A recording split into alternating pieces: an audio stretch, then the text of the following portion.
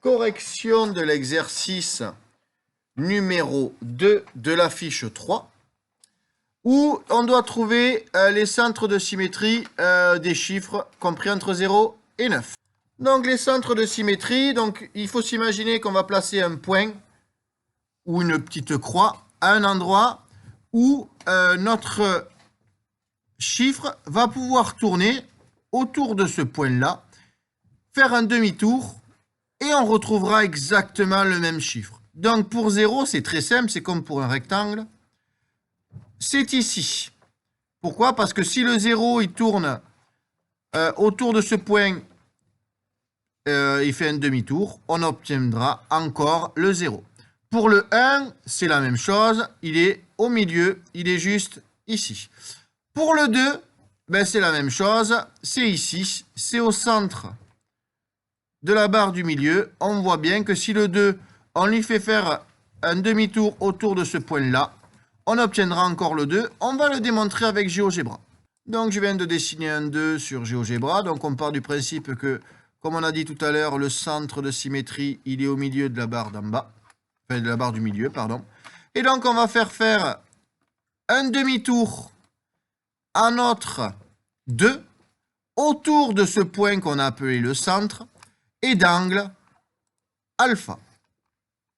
Et donc on va faire tourner alpha et on va voir que le 2, hop, on retrouve encore le 2.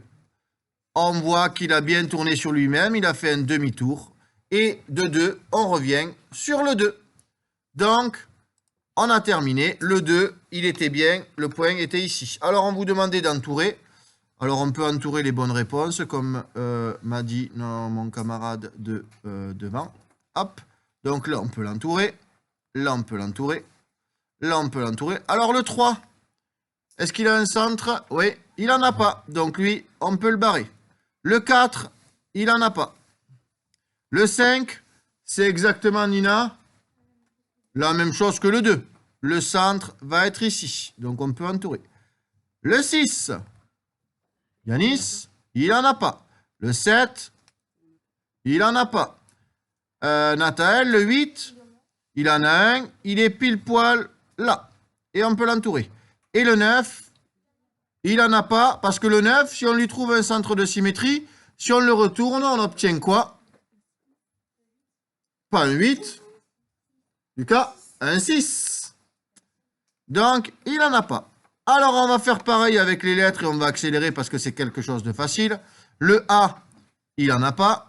Le C, il n'en a pas. Le E, il n'en a pas.